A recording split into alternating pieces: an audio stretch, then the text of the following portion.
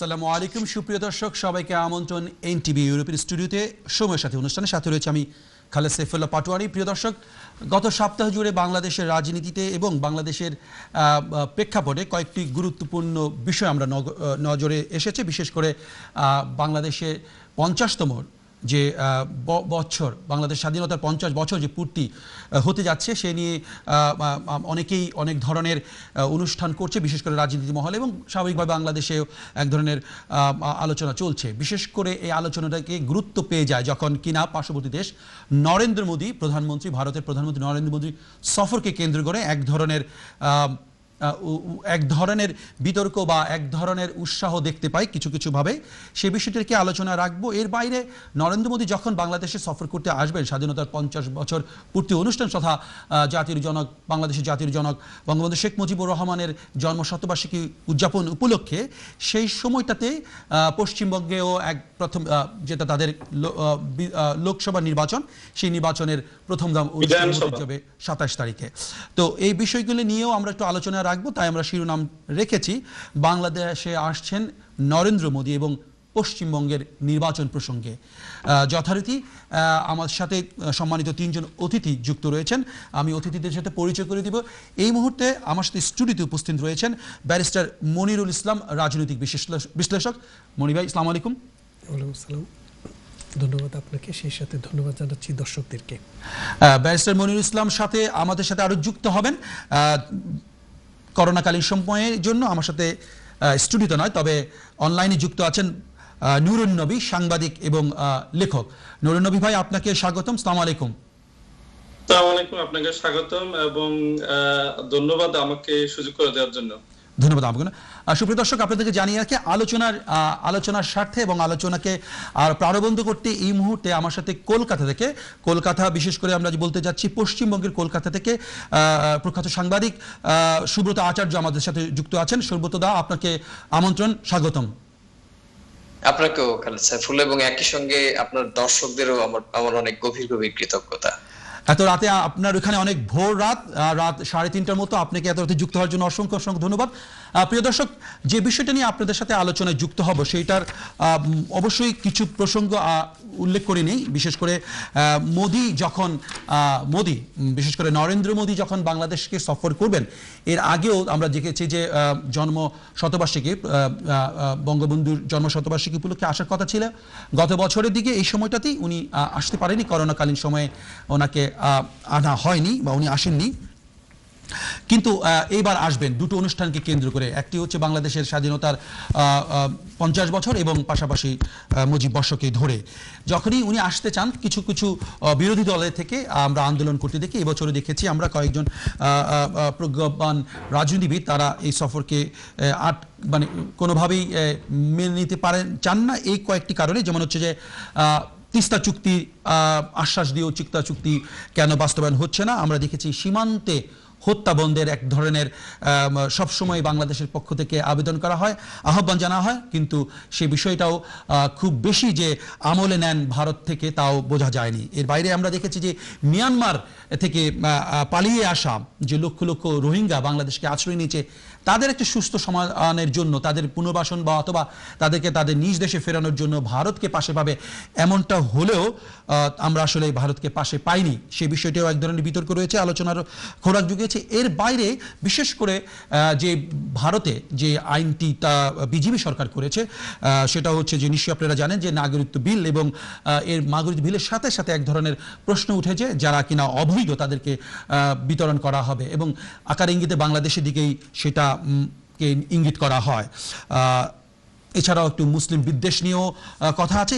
এসবকে ছাপিয়ে যখন ভারতের প্রধানমন্ত্রী ভারতের জনগণের প্রতিনিধিত্ব করে এমন একজন মানুষ বাংলাদেশে আসবে, সেটাই স্বাভাবিক, এবং এটাকেই অনেকে স্বাগতম জানাচ্ছে, এবং বন্ধুত্বপূর্ণ সম্পর্কের মাধ্যমে সমাধান দরকার। কিন্তু যখন তিনি আসছেন, তখন পশ্চিমবঙ্গে নির্বাচন, এবং পশ্চিমবঙ্গে বিজেপির এই নির্বাচন অনেকখানি গুরুত্ব বহন করে ভারতের রাজনীতির সাথে।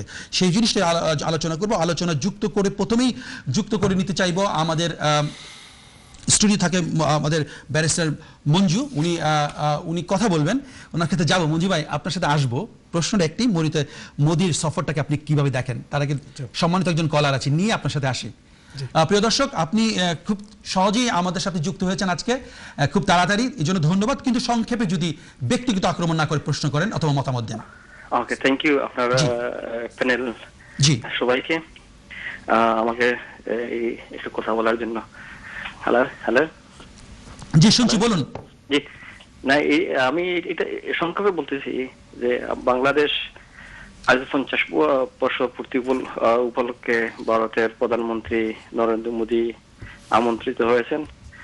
বাট আমি একটি বলবো আওয়ামী লীগের কাছে যে অন্য কাউকে নিয়ে আসতে পারতো, এই বিতর্কিত ভারতীয় প্রধানমন্ত্রীকে না আনে আওয়ামী লীগের মতো একটি দল এই ভারতের প্রধানমন্ত্রী কেন নিয়ে আসছে, এবং আওয়ামী লীগ এটা ক্ষতিগ্রস্ত হবে, অন্য কেউ হবে না। আর এটা বিতর্কিত প্রধানমন্ত্রী নরেন্দ্র মোদী, এইটাই বলবো আর কি।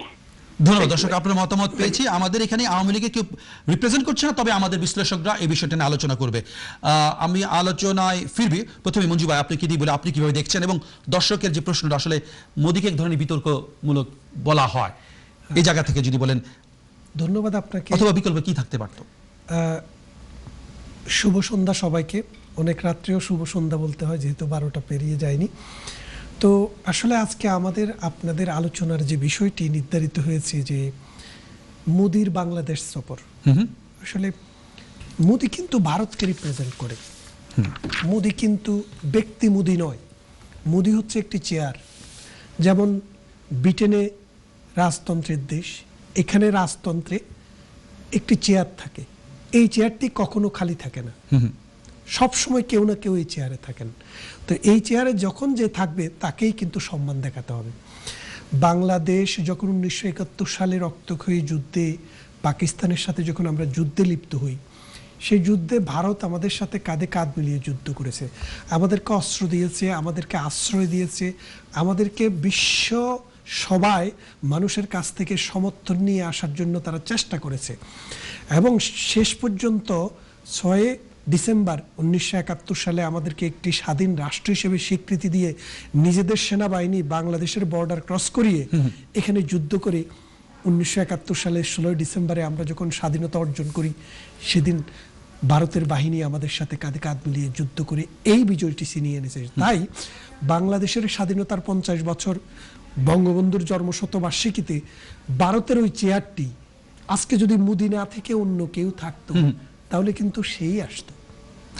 তার মানে হচ্ছে আপনাকে বুঝতে হবে যে আমরা কিন্তু ভারতের সর্বোচ্চ পদে আসীন লোককে দেখতে চাই। আচ্ছা, এখানে আজকে যদি মোদি না হয়ে যদি আরো অন্য কেউ থাকতো, তাকে আমরা আমন্ত্রণ জানাতে পারতাম। তাকে আমরা ধন্যবাদ মঞ্জু ভাই। আমি আবার ফিরে আসবো, একটু যুক্ত করে নিই নুরুন নবী, সাংবাদিক নুরুন নবী, এবং আপনি বাংলাদেশে প্রখ্যাত সংবাদপত্রে কাজ করে এসেছেন, বর্তমানে বিলেতে অবস্থান করছেন এবং লেখালেখি করেন, এবং বিশেষ করে ভারতের রাজনীতিকে আপনি খুব নিবিড়ভাবে পর্যবেক্ষণ করে, আসাম সহ আমরা যতটুকু জানি, বা কলকাতা এবং পশ্চিমবঙ্গের নির্বাচন হচ্ছে কলকাতায়, আমরা জানি, আপনি নিশ্চয়ই জানেন। এবং এই সময়টাতে এর বাইরেও যদি বাংলাদেশের যে স্বাধীনতার 50 বছর, এই 50 বছরের সাথে অবশ্যই স্বাধীনতার আমি যেটা বলার চেষ্টা করছি, বঙ্গবন্ধু শেখ মুজিবুর রহমানেরও জন্মশতবার্ষিকীতে আসছেন মোদি, যেমনটা বলার চেষ্টা করেছিলেন আমাদের মঞ্জু ভাই, যে একজন চেয়ারকে যে রিপ্রেজেন্ট করে তাকে আমন্ত্রণ জানাচ্ছে, তাহলে মোদিকে নিয়ে বিরত থাকার কোনো সুযোগ নেই।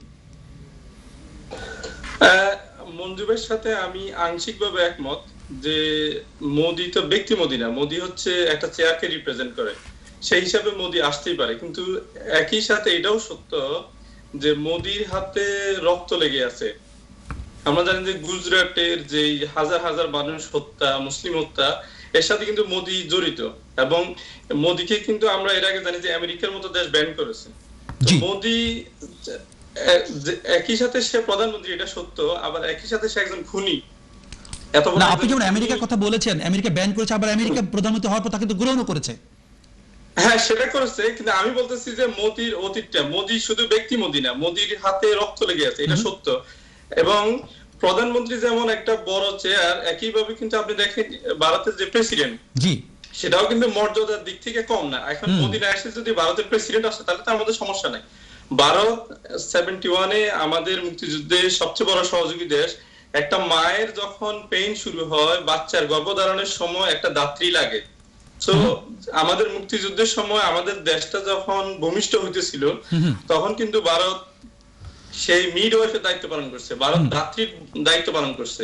তো সেই ভারত আমাদের 50 বছরে আসুক, এটা অবশ্যই আমরা চাই, কিন্তু তাই বলে আমরা একটা বিতর্কিত ব্যক্তি আসুক।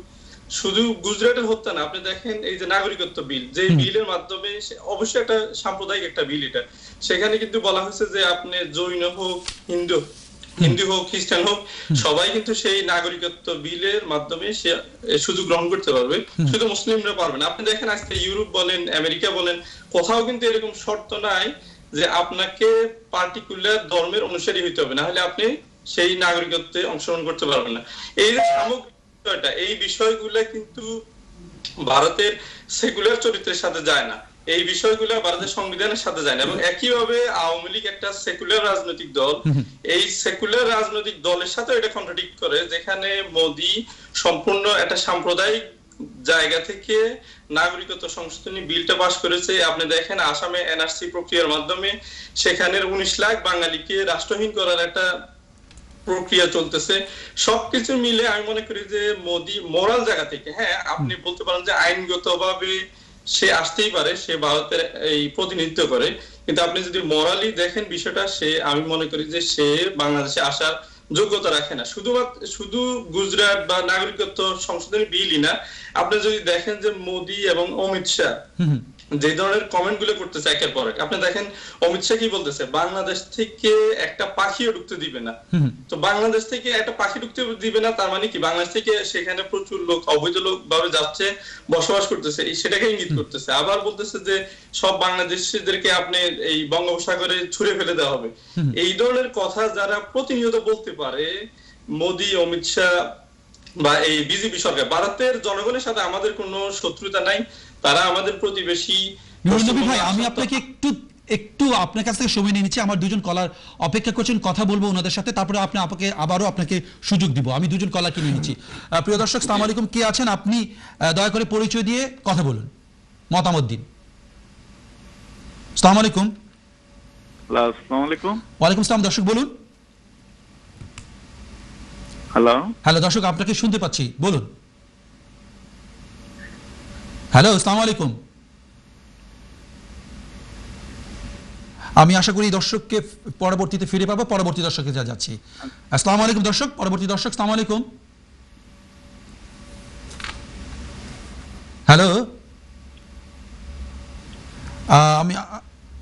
আমি আশা করি আমাদের টেকনিক্যাল কিছু দুর্বলতার কারণে হয়তো আমাদের পাচ্ছি না, আমরা তো ফিরে আসবে দর্শক পরবর্তীতে। আমি সুব্রত আচার্য আপনার কাছে আসতে চাই, আপনার কাছে আসলে জানতে চাইবো, আপনি আসলে কলকাতা থেকে মোদির আগমনকে বাংলাদেশকে আসলে কিভাবে দেখছেন, বা বলা যায় যে ভারতবর্ষের নাগরিক হিসেবে আপনি আসলে কিভাবে দেখেন? প্রথমে আমি দুটো বিষয়ে কথা বলতে চাচ্ছি। সেটি হচ্ছে যে নুরুন নবী ভাই, আপনার কাছে আপনি বললেন কথাটি, অবশ্যই আপনি আপনার গণতান্ত্রিক ভাবে আপনি বলতেই পারেন, আপনি সমালোচনা করতেই পারেন। তবে একটা জিনিস আমার কাছে মনে হয়েছে যে আপনি আংশিকভাবে এর আগের যিনি অতিথি তার বক্তব্যের সঙ্গে একমত, সেইটাও আপনি করতে পারেন, কিন্তু আপনি একটি বিষয়ে খুব পরিষ্কার করে আপনার কাছ থেকে আমার জানতে ইচ্ছে করছে যে ধরুন বাংলাদেশের কোনো রাজনৈতিক ইস্যু বা রাজনৈতিক এজেন্ডা, সেই ইস্যুটাকে নিয়ে পশ্চিমবঙ্গের বা ভারতের সাধারণ মানুষের এই ধরনের প্রতিক্রিয়া হলে আপনার কেমন লাগতো বলুন?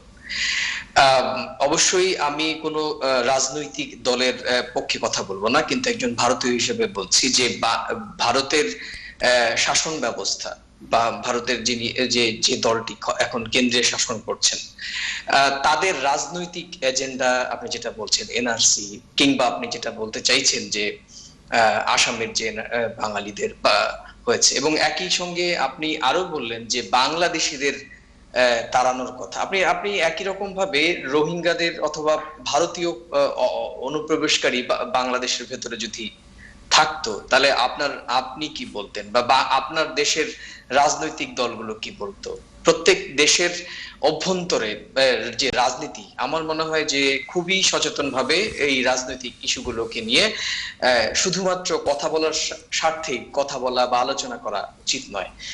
এটা আমি ব্যক্তিগতভাবে মনে করি যে নরেন্দ্র মোদী যাবেন, তিনি অবশ্যই ভারতের প্রধানমন্ত্রী হিসেবে যাবেন। উনি কিন্তু বিজেপির প্রতিনিধি হিসেবে, ভারতীয় জনতা পার্টির নেতা হিসেবে যাচ্ছেন না। বাংলাদেশেও এই ক্ষেত্রে যদি আওয়ামী লীগ সরকার না থাকতেন, অথবা এখানে ধরুন জামাতের সরকার থাকতেন, অথবা বিএনপি সরকার থাকতেন, ভারতের প্রধানমন্ত্রীর চেয়ারটাই কিন্তু বাংলাদেশে যেতেন। কারণ হচ্ছে ওই যে একটা বিষয়, যে দুটো দেশের যে সম্পর্ক, সেই সম্পর্কটি কিন্তু এটি রাষ্ট্রের সঙ্গে রাষ্ট্রের সম্পর্ক এবং মানুষের সঙ্গে মানুষের সম্পর্ক। এখানে রাজনৈতিক বিভাজনের কোনো সুযোগ নেই। আপনি বলছেন যে খুনি, আপনি বলছেন আপনি বাংলাদেশের নাগরিক, আপনার বাংলাদেশের কোনো নাগরিককে নরেন্দ্র মোদী খুন করেছে কিনা আপনার কাছে এটা প্রশ্ন আমার। তাহলে আপনি কি করে খুনি বলছেন একটি দেশের রাষ্ট্রপ্রধানকে?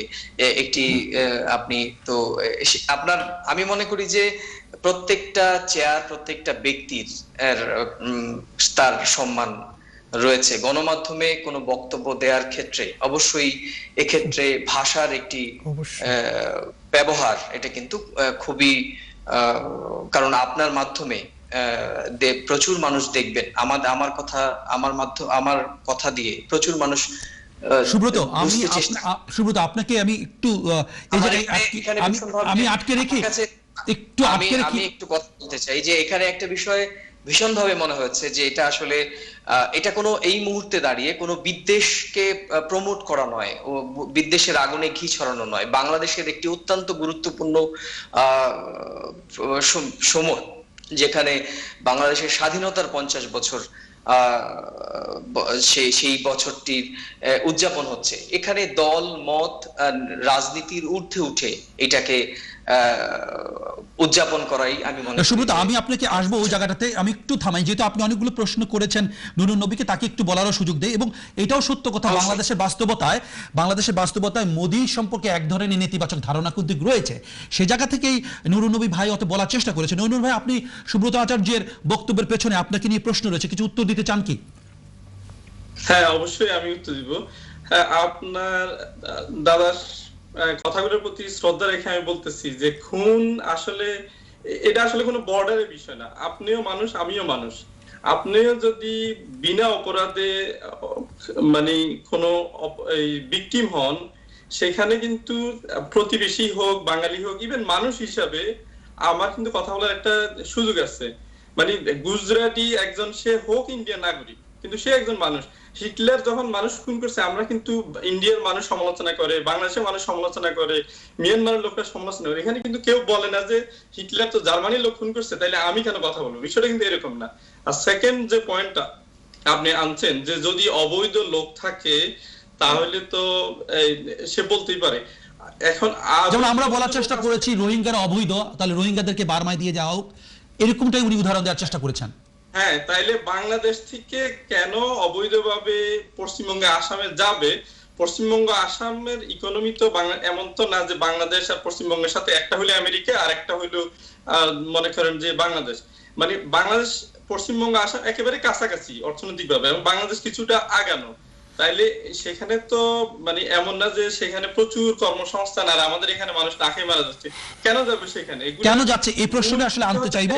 রাজনৈতিক প্রপাগান্ডা। আচ্ছা, পলিটিক্যাল বিজেপি তার ভোটের সাথে কথাগুলো বলে, বিষয়টা এমন না যেখানে যাচ্ছে, কিন্তু সে তার রাজনৈতিক স্বার্থে কথাগুলো বলে। নুরুন নবী ভাই, ধন্যবাদ আপনাকে। আমি আসলে জানতে চাইবো আসলে কেন যাচ্ছে। প্রিয় নুরুন নবী ভাই, নুরুন নবী আপনাকে একটু থামাচ্ছি, আমি একটু দর্শক নিব এবং জানতে চাইবো আসলে দর্শকের কাছেও কেন আসলে যদি বাংলাদেশের অর্থনীতি সত্যি অনেক চাঙ্গা হয়ে থাকে, তাহলে বাংলাদেশের লোকজনকে কেন ভারতে যেতে হচ্ছে এবং ভারতের সীমান্তে কেন মৃত্যুর মুখে পতিত হতে হচ্ছে? যদি নাই যায় তাহলে মৃত্যু কেন হচ্ছে? এই কারণেই আমরা একটু আপনাদের কাছে জানতে চাই। দর্শক অবশ্যই যদি আপনাদের সাথে যুক্ত হতে চান, স্ক্রিনে দেখানো নাম্বারে ফোন করে কথা বলতে পারেন। আমি এই মুহূর্তে একজন দর্শককে নিয়ে নিচ্ছি। আসসালামু আলাইকুম দর্শক। প্রিয় দর্শক, আপনার টেলিভিশনের সাউন্ড যন্ত্রটি কমিয়ে কথা বলুন প্লিজ। দর্শক, আপনার শব্দ যন্ত্রটি বন্ধ করে কথা বলুন, আপনাকে আমরা শুনছি। হ্যালো, আসসালামু আলাইকুম দর্শক। ওয়ালাইকুম সালাম দর্শক, আপনি টেলিভিশনটা বন্ধ করে কথা বলুন। জি, আপনার টেলিভিশনের সাউন্ড আমরা শুনতে পাচ্ছি, আপনি ওটাকে মিউট করে আমাদের সাথে কথা বলুন। আচ্ছা, মিউট করছি। জি বলুন। আমার আমার আলাপ কি যাচ্ছে না ইন্টারভিউ? জি আমরা শুনছি, আপনি লাইভে বলছেন আমার সাথে। হ্যালো দর্শক বলুন। হ্যালো আসসালামু আলাইকুম। আসসালামু আলাইকুম। ওয়ালাইকুম সালাম। ভালো আছেন? জি ভালো আছি, বলুন আপনি। আমি বলতে চাই এটা নুরুলনবী হলে একটা রিপোর্টার আইছে চ্যানেল এনটিভি। জি তার বক্তব্য তো বোঝা যায় হে ইন্ডিয়ার প্রেসিডেন্ট হয়ে গেছে। আমার তো সম্বল দলের চারিটা কথা, এই দলের মানুষ অভদ্র। প্রিয় দর্শক আপনি ব্যক্তিগত আক্রমণ না করে আপনার বক্তব্যটা বলুন। আমরা এই দর্শককে আশা করি ফিরে আসবেন পরবর্তী দর্শক। আসসালামু আলাইকুম। হ্যালো, আসসালামু আলাইকুম। ওয়ালাইকুম সালাম। দর্শক সংক্ষেপে বলবেন, কাউকে ব্যক্তিগত আক্রমণ না করে মতামত দিবেন। আমাকে শুনতে পাচ্ছেন? জি শুনছি, বলুন। আমার কথাটা হলো মানে আমাকে শুনতে পাচ্ছেন? জি আমরা দর্শক আপনাকে শুনছি, বলুন আপনি আমাকে বলুন। হ্যালো আমি বলতে চাচ্ছি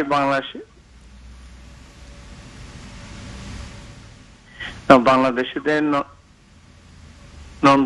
নরেন্দ্র মোদী আসতেছে। জি আমার কোয়েশ্চনটা হলো, বাংলাদেশে তো অনেক বিজ্ঞ লোকরা আছেন, তো এই যে স্বাধীনতা যে উদযাপনটা পালন করতেছে, তো এটাকে বাংলাদেশের কোনো মহামান্য ব্যক্তিকে দিয়ে পালন করা কি সম্ভব না? বাইরের দেশ থেকে বড় বড় প্রধানমন্ত্রী এনে আমাদের দেশে স্বাধীনতা এটা উদযাপন করা, এটা কি অতি জরুরি? আচ্ছা দর্শক, মহামান্য ব্যক্তি দুইজনের নাম বলবেন আমাকে। আছে, এটা আমি নাম বলবো না, একজনকে নাম বলে তো ছোট করা যাবে না, আছে অনেকে। একজনই তো অংশগ্রহণ করবে, এমন একজনের নাম অন্তত বলুন, প্রস্তাবনা রাখুন। আমি ওইটার থেকে আমি বিরত থাকলাম। আচ্ছা, আমার কিন্তু আপনি যৌক্তিকতা দেখছেন না নরেন্দ্র মোদীকে আনার? এটা কি বাইরে থেকে? ধন্যবাদ দর্শক। জি বলুন। বাইরে থেকে যে লোক এনে যে আমাদের স্বাধীনতা উদযাপন করতে হবে এভাবে, এটা কি অতি প্রয়োজনীয় আমাদের জন্য, বাঙালিদের জন্য? ধন্যবাদ দর্শক, আপনার মতামত আমরা পেয়ে গেছি। একটু ছোট্ট বিরতি দিয়ে যেতে হবে। প্রিয় দর্শক, কথা বলছিলাম বাংলাদেশে আসছেন নরেন্দ্র মোদী এবং পশ্চিমবঙ্গের নির্বাচন প্রসঙ্গে। ছোট্ট একটা বিরতি যাবো আমার সাথে। প্রিয় দর্শক সবাইকে আবারও আমন্ত্রণ এনটিভি ইউরোপের স্টুডিওতে সময়ের সাথে অনুষ্ঠানের সাথে রয়েছে খালেদ সাইফুল্লাহ পাটোয়ারি।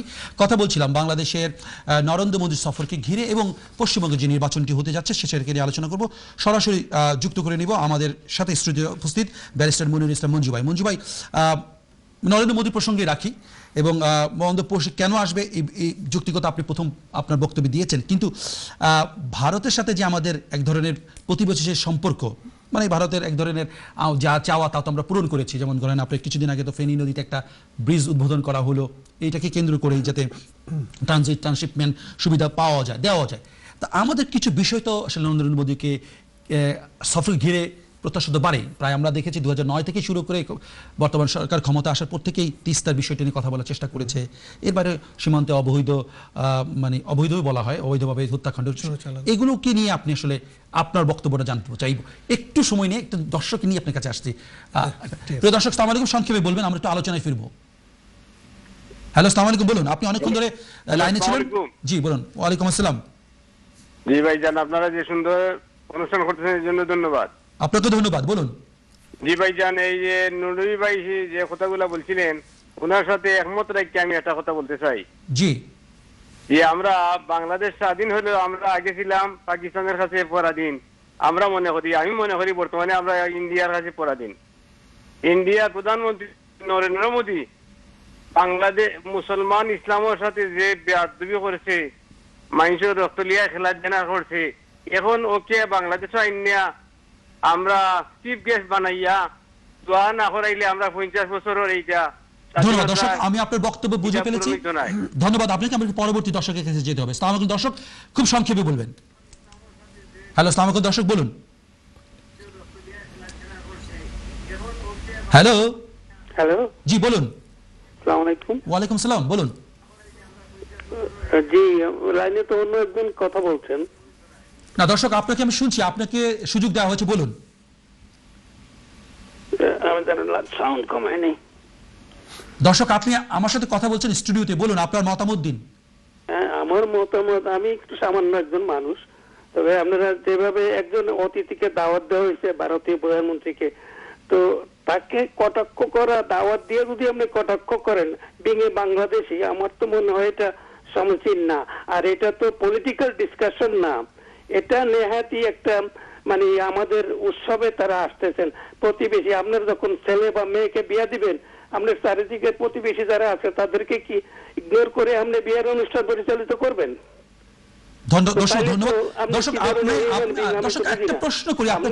প্রধানমন্ত্রী, ভারতের প্রধানমন্ত্রীর সাথে মানে ই করি আপনাকে, তাকে কটাক্ষ করিয়া বা মানে ধন্যবাদ আপনাকে। আমরা পরবর্তী দর্শকের কাছে যাচ্ছি। আসসালামু আলাইকুম। অনেক ছোট প্রতিবেশী। পরবর্তী দর্শক, আসসালামু আলাইকুম। হ্যালো, পরবর্তী দর্শক, আসসালামু আলাইকুম, বলুন। জি, আসসালামু আলাইকুম। সংক্ষেপে বলবেন। জি, সংক্ষেপে।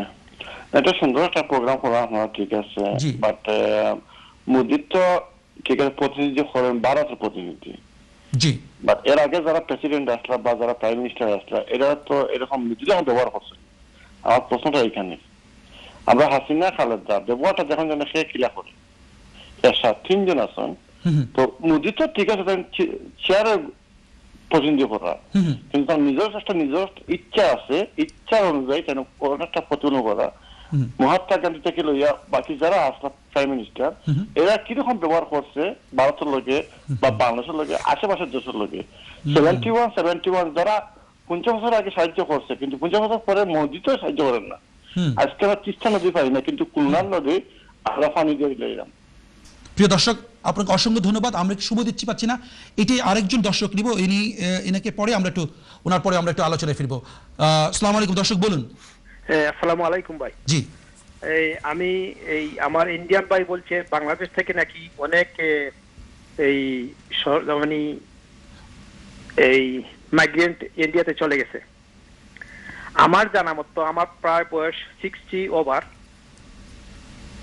আমার জানা মতো আমাদের লোকাল থেকেই হিন্দু কিছু লোক গেছে, কিন্তু আমার জানা মতো একজন মুসলমান আমি এর পর্যন্ত আমি জানি না ইন্ডিয়াতে চলে গেছে। ঠিক আছে, নেইবার কান্ট্রি যদি ভালো হয় যাইতে পারে লোক, কিন্তু আমার জানা মতো কিন্তু একজন মুসলমান যায় নাই বাংলাদেশে থেকে ইন্ডিয়াতে যায়নি। আর কোনো মতামত দিবেন দর্শক? হ্যাঁ, আরেকটা জিনিস আছে, ডেইলি ওরা আমাদের বর্ডারে মানুষ মারে। ওরা আমাদের কিসের ফ্রেন্ড? যদি আমাদের ফ্রেন্ড হয় আমাদেরকে মারবে কেন? তো দর্শক, আমরা যদি না যাই আমাদেরকে মারবে কি? আপনি তো বললেন কেউ যায় না, তাহলে মারে কেন? হ্যাঁ, হিন্দু বলছি আমি, হিন্দু লোক গেছে। ও, হিন্দু লোকদের মেরে ফেলতে পারবে, পারা রাইট আছে তাহলে? কেন রাইট আছে? তা লোককে মারবে কেন? লোককে তো মারার কেন রাইট নাই? আচ্ছা, আপনি যদি ইনলিগ্যাল ইন্টেন্ট করে তাকে জেলে দিতে পারেন, তারে পুশব্যাক করতে পারেন, তারে মারবেন কেন? ধন্যবাদ। খাটাতারি জুলাই আর একসে মাইরা, এটা ধন্যবাদ। কেউ যদি অবৈধ অনুপ্রবেশ করে তার জন্য একটা আইন আছে, সেই আইনে তাকে বিচার করতে পারে, কিন্তু তাকে আনবেন, আইনের আওতায় তাকে আইনে। ধন্যবাদ। দর্শক, প্রিয় দর্শক, আপনি শুনতে থাকুন। আমাদের সাথে ব্যারিস্টার সাহেব আছে, উনাকে এই প্রশ্নটা আমি করেছি, উনি একটু উত্তর দেওয়ার চেষ্টা করবেন। মঞ্জু ভাই, অনেকগুলো বিষয় আপনাকে আছে। প্রশ্ন হচ্ছে পদের কথাই বলেছেন, পদই আসবে, কিন্তু এই পদটা বন্ধুত্বর বন্ধনটা আসলে কতটা অটুট রেখেছে? ধন্যবাদ আপনাকে। আসলে বাংলাদেশের মানুষের মধ্যে একটু ক্ষোভ তো বাড়ছে। 1991 সালে বাংলাদেশের মানুষের ক্ষোভের যে কারণ, দেখেন, অন্ধের হাতি দেখা একটা গল্প আমরা জানি। অন্ধের হাতি দেখা হচ্ছে 6 জন অন্ধ মানুষ ভারতের একটা জঙ্গলে হাতি দেখতে গিয়েছিল। তো একজন এটার পা ধরছে, পা ধরে বলে হাতি তো আরে শাল গাছের মতো, একজন কান ধরে বলে হাতি কুলার মতো, একজনের পেট ধরে বলে হাতি পাহাড়ের মতো। এটার কোনটার মতোই না। হাতিকে দেখতে হলে পূর্ণাঙ্গ দৃষ্টি শক্তি, অন্ধ হলে হবে না, হবে না।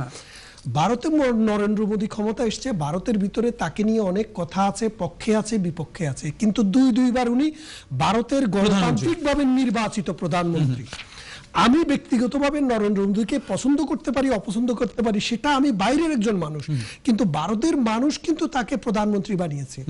বাংলাদেশের পার্সপেক্টিভ যদি দেখেন, 1991 সালে বাংলাদেশ যখন দ্বিতীয় স্তরে গণতন্ত্রের পর্যায়ে আবার আসে, অর্থাৎ এরশাদ পরবর্তী সামরিক সরকারের পরে খালেদা জিয়া, শেখ হাসিনা, আজকে পর্যন্ত যে সরকার, নরেন্দ্র মোদীর যে 2 টার্মের সরকার, এই সরকারের সময়ে বাংলাদেশ ভারতের কাছ থেকে যে 2টা সবচেয়ে বড় সমস্যার সমাধান করেছে, এটা 40 বছরও করতে পারে নাই। এখনো ছিটমহল আমাদের এই সিটমহল নিয়ে 57টি সিটমহল ভারতের ছিল, আর আমাদের 118টি সিটমহল ভারতের ভিতরে ছিল।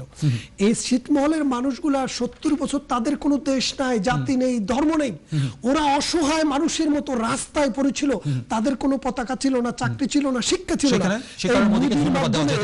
মোদি আইসা সেটা পার্লামেন্টে পাশ করাই দিয়েছে, বলেছে প্রতিবেশী রাষ্ট্রের সাথে এই সমস্যা আমরা রাখতে চাই না। এটা একটি। দ্বিতীয় হচ্ছে ভারতের সাথে বাংলাদেশের বঙ্গোপসাগরে 25,000 বর্গ কিলোমিটার সমুদ্র সীমা নিয়ে সমস্যা ছিল, 40 বছর আমরা সমাধান করতে পারি নাই। মোদি বলছে ঠিক আছে, জার্মানিতে আমরা একটা আরবিট্রেশনে যাচ্ছি, আরবিট্রেশনে যে রায় আসে আমরা মেনে নিব, এবং মোদি সেটা রায় মেনে নিয়েছেন। বাংলাদেশ পেয়েছে 20,000, ভারত পেয়েছে 5,000। তার মানেটা কি দাঁড়াচ্ছে? এবং মোদির সময়ে ভারতের সাথে বাংলাদেশের সম্পর্ক অনেক ভালো। মোদির রাজনৈতিক যে বিষয়, মোদির রাজনীতির যে চিন্তা চেতনা, এটা নিয়ে অনেক কথাবার্তা থাকতে পারে, সেটা ভারতের ব্যাপার। আপনাকে বলি, আন্তর্জাতিকভাবে যে জাতিসংঘ আছে, জাতিসংঘ কিন্তু কোনো দেশের ইন্টারনাল পলিটিক্স নিয়ে কিন্তু কোনো কথা বলে না। আপনি আজকে আমরা যেটা বলছি, এই যে আসামের কথা বলেছি, আপনি জানেন 1947 সালে যখন ভারত পাকিস্তান ভাগ হয়, আসাম এবং সিলেট নিয়ে দুইটা নির্বাচন হয়েছিল। সেই নির্বাচনটা হয়েছিল, এটা গণভোট। সিলেটের মানুষ ভোট দিয়েছে যে আমরা বাংলাদেশের সাথে থাকতে চাই, আর আসামের মুসলমানেরা ভোট দিয়েছে আমরা ইন্ডিয়ার সাথে থাকতে চাই। তখন তারা ইন্ডিয়ার সাথে আছে। এই যে মনে করেন মোদি সম্পর্কে যে কথা বলছে, আমি যখন বাংলাদেশের মানুষ, বাংলাদেশে যারা প্রশ্ন করছেন, অনেক দর্শকের প্রশ্ন তো পাচ্ছি, মোদি না আসলে কি হয়, অমুক না আসলে কি হয়। উনি বলছেন বিদেশ থেকে লোক আনতে হবে কেন? বিদেশ থেকে লোক আনতে হবে না কেন? আপনি যদি ব্রিটেনে আসতে পারেন, আমি যদি ব্রিটেনে আসতে পারি, বাংলাদেশ কোনো বিদেশ থেকে লোক আসতে পারবে না। বাংলাদেশের মানুষ 1 কোটি মানুষ আমরা বিদেশে থাকি, আমরা ইন্টারন্যাশনাল ট্রেড করি, আমরা মানে জনগণ রেমিটেন্স পাঠাই। তাহলে ভারতের সাথে আমাদের নিকট প্রতিবেশী, ভারতের সাথে আমাদের অনেক সমস্যা আছে, থাকতে পারে। বাংলাদেশের অসংখ্য নদী ভারত থেকে পানি আসে, 1-2টা নদী না, কিন্তু আরো কয়েকটা নদীর কিন্তু চুক্তি হবে। ভারতের স্থানীয় নির্বাচন, স্থানীয় এবং জাতীয় দুইটা ইস্যু আছে। মমতা চায় না, এই জন্য আমরা তিস্তার পানি এখনো পাইনি। মোদি কিন্তু 2-2বার কমিটমেন্ট দিয়েছে, এবং সেটা সে পার্লামেন্টেও প্লেস করেছে। তার মানে মোদির পক্ষ থেকে কোনো রকমের কিন্তু ঘাটতি নেই, আমরা দেখি মমতা থেকে অনেক ভালো বন্ধু। হ্যাঁ, আবার দেখেন বাংলাদেশে আসতে পারবে না। বাংলাদেশের যে মুসলমান সংখ্যাগরিষ্ঠ দেশ, সৌদি আরবে মোদিকে লাল গালিচা সংবর্ধনা দিয়েছে, বাহরাইন লাল গালিচা সংবর্ধনা দিয়েছে, সৌদি আরব দিয়েছে, এবং দুবাই লাল গালিচা সম্বর্ধনা দিয়েছে, কাতার লাল গালিচা সম্বর্ধনা দিয়েছে। আপনি বাংলাদেশ এত বড় মুসলমান হয়ে গেলেন, সৌদি আরব থেকে, কাতার থেকে, কুয়েত থেকে, মানে আমাদের এখানে হচ্ছে কি, মোদি সম্পর্কে যে কথাগুলো বলা হচ্ছে, এগুলো হচ্ছে সাম্প্রদায়িক বিষ বাষ্প। এটার বিরুদ্ধে দাঁড়াতে হবে। মুখে আপনি বলবেন সেকুলারিজম, আর বলার সময় বলবেন হিন্দু মেরেছে, মুসলমান মেরেছে। এইসব কথা কোনো সেকুলার মানুষ বলতে পারে না। একটা মানুষ বললে সে মানুষ মরেছে। কে বলে হিন্দু মুসলমান ডুবিতেছে কান্ডারি মোর ভাই। আমি মনে করি, আপনি দেখেন বাংলাদেশের যে রাজনীতি, বাংলাদেশের রাজনীতিতে একটা সময় আওয়ামী লীগকে বলা হতো কি, অথবা অন্য মানে বামপন্থীদেরকে বলা হতো সেকুলার, যারা তাদেরকে বলা হতো ধর্মহীন, অর্থাৎ সেকুলারিজম মানে হচ্ছে ধর্মহীনতা। আজকে ভারতবর্ষে যে ধর্মের প্রচলন, এই ধর্মের প্রচলন পীর ফকিররা আনছে, দরবেশরা আনছে, হাইটা কিন্তু আসেনি। এই পীর ফকিরদের দুইটা, একজন হলো দেওবন্দের পীর, আরেকজন হচ্ছে ফুরফুরা শরীফের পীর সাহেব। আজকে ফুরফুরা শরীফের পীর সাহেবের ছেলে আব্বাস সিদ্দিকী একটি ফন্ট করেছে, এটার নাম হচ্ছে কি ইন্ডিয়ান সেকুলার ফন্ট। উনি বলছে যে সেকুলার পার্টি। আজকে আপনি উনাকে বলেন যে উনি অমুসলিম হয়ে গেছে, উনি কি বলে যে একটা ইন্টারেস্টিং বিষয় হচ্ছে যে পশ্চিমবঙ্গের যে নির্বাচনটাকে কেন্দ্র করে এক ধরনের একটা নতুন ফেনোমেনা দেখছি। এই বিষয়টাকে আমরা আলোচনায় আনবো। আমি যে শেষ করতে চাচ্ছি এই কথা বলে যে মোদির বাংলাদেশে আসা হচ্ছে ভারতের সাথে যে আমাদের ঐতিহাসিক সম্পর্ক, প্রতিবেশী যখন তাকে বিভিন্ন ইস্যুতে আমাদের মনোমালিন্য হতেই পারে, কিন্তু মোদি ভারতের প্রধানমন্ত্রী, নির্বাচিত প্রধানমন্ত্রী, জনগণের ভোটে সেটা পরিষ্কার। শ্রদ্ধা রেখে আমাদেরকে কথা বলতে হবে। আমরা ধন্যবাদ আপনাকে। আমি আরো ফিরে আসবো আপনার কাছে। সুব্রত আচার্য, আপনাকে একটু যুক্ত করে নেই। আপনার কাছে কয়েকটি বিষয় আসলে জানার চেষ্টা করি। মোদি আসবে, এই বিষয়টা পরিষ্কার, এটা আসতে পারে, এবং সেই সৌজন্যতাকে আমরা তাকে পাচ্ছি। কিন্তু মোদিকে কেন্দ্র করে, মানে মোদি বলতে আমরা যদি পার্সনটাকে না ধরেই বলি, যদি বলি ভারতের সরকারের প্রধান আসছেন, তার কাছে কিছু দাবি দাওয়া থাকে, সীমান্তে হত্যাকাণ্ডের বিষয় থাকে, তারপরে নাগরিকত্ব বিল যেটাকে নিয়ে আসছেন সেটাকে নিয়ে এক ধরনের সংখ্যা বাংলাদেশ ভোগে। এই সংখ্যাগুলো আসলে কেন ভোগে আপনার কি মনে হয়? বাংলাদেশ কি ভোগা উচিত? বাংলাদেশের মানুষই বাংলাদেশের মানুষই বলতে পারবেন। সেটি আসলে আমার পক্ষ থেকে বলা কঠিন যে বাংলাদেশের মানুষ কেন ভারতীয় অভ্যন্তরীণ রাজনীতি নিয়ে তাদের চিন্তা থাকবে। এমন রাজনৈতিক অভ্যন্তরীণ রাজনীতি যদি সরাসরি বাংলাদেশের সুব্রত, আমি আসলে আপনি বোঝাতে পারিনি, মানে রাজনীতি না, ধরেন যখনই বলা হয় যে যেমনটা আমাদের নুরুন নবী বলেছে যে বঙ্গোপসাগরে ফেলে দেওয়া হবে, অনেক পরিমাণে বাংলাদেশ অবৈধ বাংলাদেশিরা কলকাতায় থাকে বা ভারতে থাকে, এই কথাগুলোর সাথে আসলে আপনি কতটা পরিচিত? অনেক পরিমাণে বাংলাদেশ মানুষ চায় সীমান্তে বা হত্যা হয় কেন? জি, আমি ধরে ধরে এক একটা পয়েন্ট গুলো আমার দিক থেকে যা আমি পেয়েছি সেগুলো বলছি। জি, আপনি একজন সাংবাদিক হিসেবে যা দেখেছেন। হ্যাঁ, একদমই তাই। তো প্রত্যেক দেশের রাষ্ট্রপ্রধান বা দায়িত্বশীল নাগরিক কিংবা দায়িত্বশীল রাজনৈতিক দলের স্থানীয় নিরাপত্তা, দেশের রাষ্ট্রীয় নিরাপত্তা কিন্তু প্রধান, তাদের কাছে একদমই প্রধান, গুরুত্বপূর্ণ। এবং আপনি ধরুন বাংলাদেশের কথা বাদ দিন, আমি ভারতের কথা বাদ দিন, বাংলাদেশের কথাই বলছি যে বাংলাদেশের অভ্যন্তরে যদি ভারতীয় অনুপ্রবেশ সংখ্যা, অনুপ্রবেশকারীদের সংখ্যা বৃদ্ধি পায় এবং প্রতিবেশী পাকিস্তানের থেকে আসে, নেপাল থেকে যায়, ভুটান থেকে যায়, তো বাংলাদেশের মধ্যেও কিন্তু অভ্যন্তরীণ নিরাপত্তার সংকট তৈরি হবে। এবং সেক্ষেত্রে আপনি এটা বলেছেন যে সংকট তৈরি হবে, কিন্তু আমি যাচ্ছি কি আদৌ কি বাংলাদেশ থেকে প্রচুর পরিমাণের মানে অত অধিক হারে মানুষ কিন্তু যাচ্ছে না? আমি সুব্রতকে একটা জিনিস একটু ধরিয়ে দেই, একটা জিনিস বলে রাখি সুব্রত, মোদি কিন্তু বলেছে, মোদির যে দল ওরা যে এনআরসি করছে, এ করছে, সে করছে, এখানে কিন্তু একটা কথা বলছে যে প্রতিবেশী দেশ থেকে যদি কোনো হিন্দু আসে তাহলে কিন্তু তারা এই দেশে আশ্রয় পাবে না কারা? তারা মুসলমান হয়। তাইলে আমাদের মুসলমান বাইরে যারা প্রশ্ন করতেছে, যারা এত কনসার্ন দেখাচ্ছে, এদের তো কনসার্ন দেখানোর দরকার নাই, ওনারাই তো বলছে একজন মুসলমানও যায়নি। সেটাই আমি জানার চেষ্টা করছি আসলে মুসলমান কি বাংলাদেশ থেকে কি পরিমাণে আছে আসলে এখানে, যদি কোনো আমি মঞ্জু ভাইয়ের সঙ্গে আমি একটু যুক্ত করতে চাই। উনি এটা এনআরসি যেটা হচ্ছে যে ভারতীয় নাগরিক, হিন্দু বা মুসলিম নয়, কিন্তু আপনাকে পরিষ্কার করে বলছি যে বিষয়টি ভারতীয় নাগরিক যদি মুসলিম হয়, মানে প্রচারণা চালানো হচ্ছিল যে ভারতীয় মুসলিমদেরও তাড়ানো হবে, বিষয়টি কিন্তু বাংলাদেশি মুসলিমদের বিষয়ে আসেনি, ভারতীয় মুসলিমদের তাড়ানো হবে, একটা প্রোপাগান্ডা তৈরি হয়েছিল, সে তৈরি হয়েছে সেই জায়গা থেকে। আমি শেষ করে আমি নবী ভাই আপনাকে সময় দিচ্ছি, দাদা শেষ করে আমি শুনবো, তাহলে ব্যাপারটা বুঝতে সুবিধা হবে।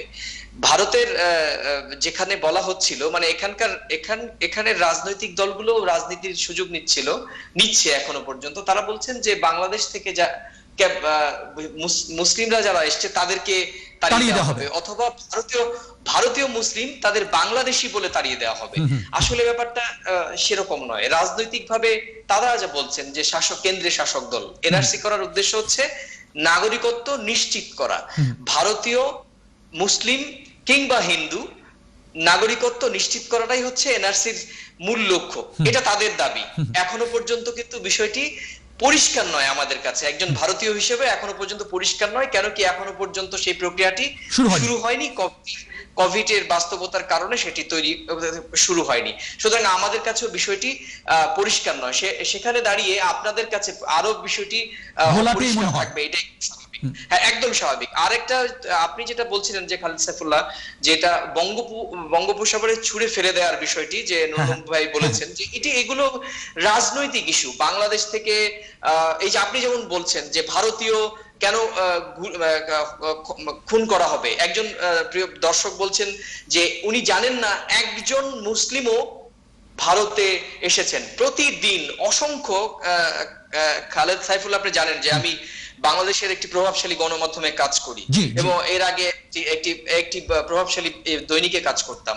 প্রতিদিন আমাদের অসংখ্য খবর করতে হয় যে বাংলাদেশ থেকে বর্ডার এলাকাতে প্রচুর, একবারে 110 জন বাংলাদেশি নাগরিক ধরে, মহারাষ্ট্রে বাংলাদেশিকে ধরে করা হচ্ছে। তাহলে এগুলো কোথাকার?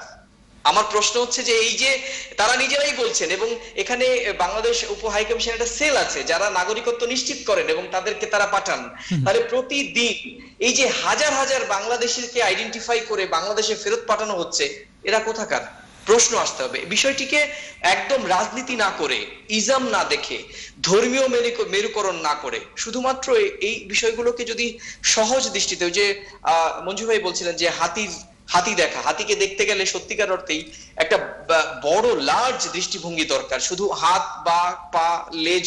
সুব্রত আচার্য, আমি আপনাকে একটু আরেকটু আমি খালেদ একটু করতে হবে যে আমার যেটা মনে হচ্ছে যে ভারত বিদ্বেষী একটা মনোভাব, সেটা এটা একটা প্রাতিষ্ঠানিক চেহারা নিয়েছে। এটা এখন বাংলাদেশি বলে মনে হয়, বাঙালি সবাইকে বলতে হবে ভারতের অভ্যন্তরে বাংলাদেশ বিরোধিতা অথবা বাংলাদেশের অভ্যন্তরে ভারত বিরোধিতা, এটি কিন্তু আমাদের সার্বিকভাবে, এটা দুটো রাষ্ট্রেরই সার্বিকভাবে ক্ষতি হবে। এবং এখনই আমাদের গণমাধ্যম কর্মী হিসেবে এবং গণমাধ্যমের গুরুত্বপূর্ণ রোল প্লে করতে হবে, যাতে এই যে ভারত বিদ্বেষী অথবা ভারতের অভ্যন্তরে বাংলাদেশ বিরোধিতার যে বীজ আস্তে আস্তে সেটা বিষবৃক্ষর মতো হচ্ছে, সেটিকে কিন্তু এখনই দমাতে হবে। এবং এক্ষেত্রে কিন্তু এটা একটা সময়।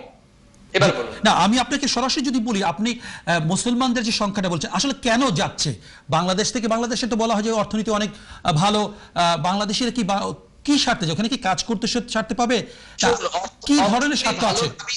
আমি বুঝতে পেরেছি, অর্থনীতি ভালো কিংবা খারাপ সেটি আপনারা বাংলাদেশের মানুষ বা বাংলাদেশ নিয়ে যারা সবসময় থাকেন তাদের বলতে হবে। তবে আমাদের এখানে একজন সাংবাদিক হিসেবে আমরা যখন যে সমস্ত বাংলাদেশি অনুপ্রবেশকারী যারা এখানে ধরা পড়েন তাদেরকে যখন আমরা ইন্টারভিউ করেছি, তখন তারা বলছেন যে তারা এখানে এসে সীমান্তবর্তী এলাকাতে রয়েছেন, তারা তাদের স্কুল শিক্ষা, তারা তাদের অর্থনৈতিক অবস্থা, তাদের কাজ, এবং ম্যাক্সিমাম আপনি জানেন যে সীমান্তবর্তী প্রচুর ইট ভাটাতে, মানে সেটি সত্যি মানে ক্ষমা সুন্দর দৃষ্টিতে দেখবেন, মানে এটা আমি বলতে বাধ্য হচ্ছি যে এটা কিন্তু পারস্পরিকভাবে প্রচুর ইট ভাটাতে, যেমন নদিয়া, উত্তর 24 পরগনা, এদিকে দক্ষিণ 24 পরগনা, এদিকে প্রচুর ইট ভাটা রয়েছে, যে ইট ভাটাগুলোতে কিন্তু সীমান্তের ওপার থেকে, অর্থাৎ যশোর, খুলনা, ওই সাতক্ষীরা অঞ্চল থেকে প্রচুর মানুষ এই বর্ডার থেকে মানে কাজের সন্ধানে আসে, এটা একটা বলতে যাচ্ছে। এর বাইরে আর কি এটাকে এইভাবে দেখা যাবে না খালেদ, যে বাংলাদেশের অর্থনীতি খারাপ তাই বলে নিরাপত্তা বাংলাদেশে করছে যে সহজে কাজটা পেয়ে যাচ্ছে।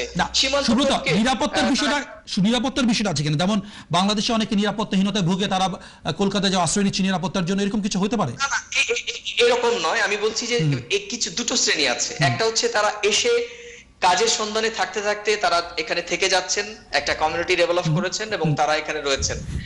তারা মনে করেন যে এখানে থেকে ঠিক আছে, ভালোই তো আছি, সে কারণেই তারা এখানে থেকে যাচ্ছে। সুব্রত, আমি আর আপনাকে আবারও সময় বিরতিতে যাব, সময় পেলে আবার আসবো। আমি একটু নুরুন নবী আপনাকে যুক্ত করে নিতে চাই। আসলে প্রসঙ্গটা মোদির কেন্দ্র করে, ভারতের প্রধানমন্ত্রী কেন্দ্র, কিন্তু আমরা একটা গুরুত্বপূর্ণ অংশ আমাদের আছে নির্বাচনকে কেন্দ্র করে, এবং পশ্চিমবঙ্গের নির্বাচন, সেই নির্বাচনটার সময় কুন্তিক নরেন্দ্র মোদী বাংলাদেশে আসছে। উনি, আপনি নিশ্চয়ই জানেন যে এখানে কয়েকটি মন্দিরও হয়তো বা উনি যাবেন, পরিদর্শন করবে, সেটা একটা পশ্চিমবঙ্গের নির্বাচনকে প্রভাবিত করে। পশ্চিমবঙ্গের নির্বাচন যে হচ্ছে, এই নির্বাচনটাকে আসলে আপনি কিভাবে দেখেন? আসলে ভালো করে যদি বলতে চাই, বাংলাদেশ এবং পশ্চিমবঙ্গের মধ্যে আসলে মিলগুলো আপনি কিভাবে খুঁজে পান, রাজনীতির ক্ষেত্রে সহ করে অন্যভাবেও? আমি তার আগে পুরনো দুই একটা প্রশ্নের উত্তর দেই, তারপর আমি আপনার কথা আসতেছি। প্রথম কথা হচ্ছে যে এই যে আমরা বারবার একটা কথা বলতেছি যে এটা আভ্যন্তরীণ বিষয়, এটা আভ্যন্তরীণ বিষয়, আসলে কি আভ্যন্তরীণ বিষয়গুলো আভ্যন্তরীণ থাকে? আপনি যদি শুধু একটা কথা চিন্তা করেন, বাবরি মসজিদের ঘটনাটা, বাবরি মসজিদ তো বাংলাদেশের সীমান্তের কাছে না, অনেক দূরে, কিন্তু বাবরি মসজিদ ঘটনাটা হওয়ার পরে কি হলো, বাংলাদেশে আমি তৎকালীন যে সরকারের প্রিন্সিপাল সেক্রেটারি, ওনার সাথে একদিন কথা প্রসঙ্গে উনি আমাকে বললেন যে সাথে সাথে সারা বাংলাদেশে প্রত্যেকটা ডিসি কে উনি প্রিন্সিপাল সেক্রেটারি সরকারের ফোন দিয়ে বললো যে হিন্দু অধ্যুষিত এলাকাগুলোতে সতর্ক থাকার জন্য, জি সতর্ক থাকার জন্য কথা বলেছেন। হ্যাঁ, প্রত্যেকটা এলাকায় যেখানে হিন্দু অধ্যুষিত এলাকাগুলো, সেখানে পুলিশ পাঠানো হয়েছে, যেখানে মন্দির আছে সেখানে পাহারা দেওয়া হয়েছে। কারণ মানুষ তো পাশের দেশে একটা ঘটনা ঘটলে তার একটা প্রভাব এখানে আসবেই, এটা খুবই স্বাভাবিক। এখন তো সোশ্যাল মিডিয়ার কারণে আরো বেশি।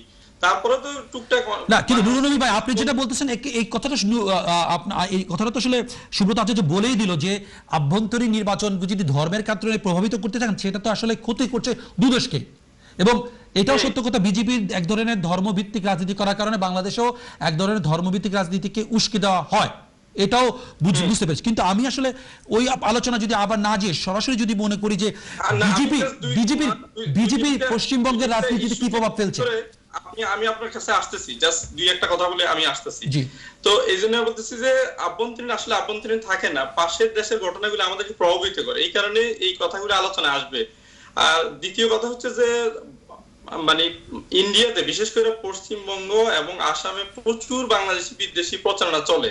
এটা হয়তো তারা রাজনৈতিক স্বার্থে করে, কিন্তু এটা তো স্বাভাবিকভাবেই প্রতিবেশীর সাথে সম্পর্ক নষ্ট করে। আপনি দেখেন আসামে এনআরসির আগে বলা হয়েছে যে সেখানে 80 লাখ অবৈধ বাংলাদেশি আছে, তারপর পরে এনআরসি করে দেখা গেল যে এই প্রথমে 40 লাখ লোক তালিকা আসলো, তারপরে যখন ফাইনাল যে তালিকাটা আসলো তখন দেখা গেল যে সেখানে 19 লাখ লোক বাদ পড়েছে নাগরিকত্ব তালিকা থেকে।